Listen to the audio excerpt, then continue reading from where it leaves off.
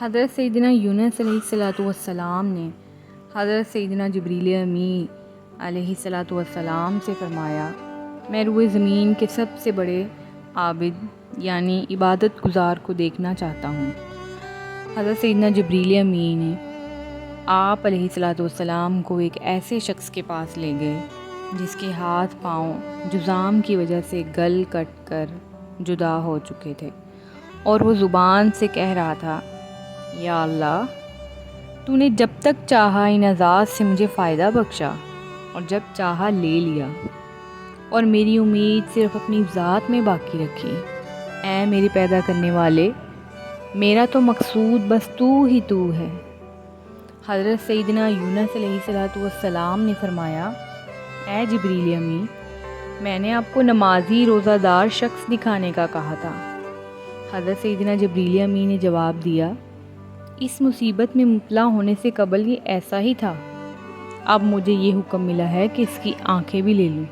چنانچہ حضرت سیدنا جبریل امین علیہ الصلاۃ والسلام نے اشارہ کیا اور اس کی آنکھیں نکل پڑیں، مگر عابد نے زبان سے وہی بات کہی، یا اللہ، جب تک تو نے چاہا ان آنکھوں سے مجھے فائدہ بخشا اور جب چاہا انہیں واپس لے لیا۔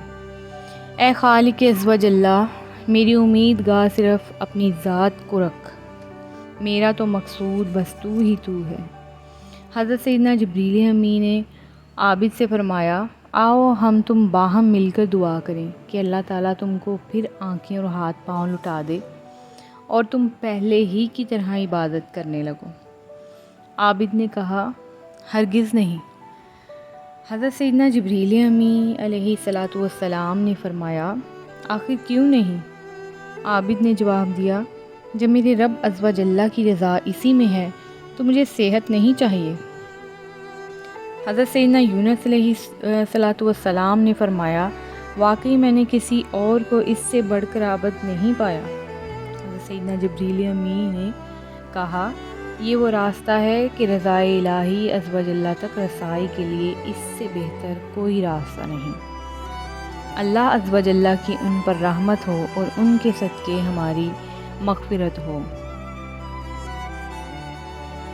دیکھا آپ نے، صابر ہو تو ایسا، آخر کون سی مصیبت ایسی تھی جو ان بزرگ کے وجود میں نہ تھی، حتیٰ کہ بالآخر آنکھوں کے چراغ بھی بجھا دیے گئے، مگر ان کے صبر و استقلال میں ذرہ برابر فرق نہ آیا۔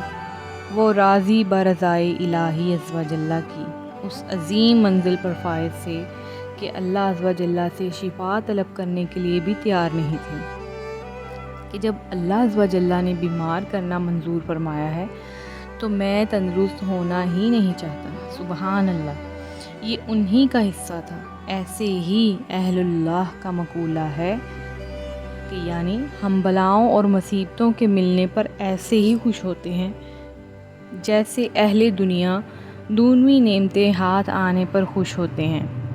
یاد رہے، مصیبت بسا اوقات مومن کے حق میں رحمت ہوا کرتی ہے اور صبر کر کے عظیم اجر کمانے اور بے حساب جنت میں جانے کا موقع فراہم کرتی ہے۔ چنانچہ حضرت سیدنا ابن عباس رضی اللہ تعالیٰ عنہ فرماتے ہیں کہ رسول اکرم نور مجسم شاہ بنی آدم، رسول محتشم شافع امم صلی اللہ علیہ وآلہ وسلم نے ارشاد فرمایا کہ جس کے مال یا جان میں مصیبت آئی پھر اس نے اسے پوشیدہ رکھا اور لوگوں پر ظاہر نہ کیا تو اللہ عز و جل پر حق ہے کہ اس کی مغفرت فرما دے۔ ایک اور روایت میں ہے کہ اگر مسلمان کو مرض، پریشانی، رنج، اذیت اور غم میں سے جو مصیبت یعنی جو تکلیف پہنچتی ہے، یہاں تک کہ کانٹا بھی چبھتا ہے، تو اللہ عز و جل اس سے اس کے گناہوں کا کفارہ بنا دیتا ہے۔ سبحان اللہ۔ دل ڈی لٹی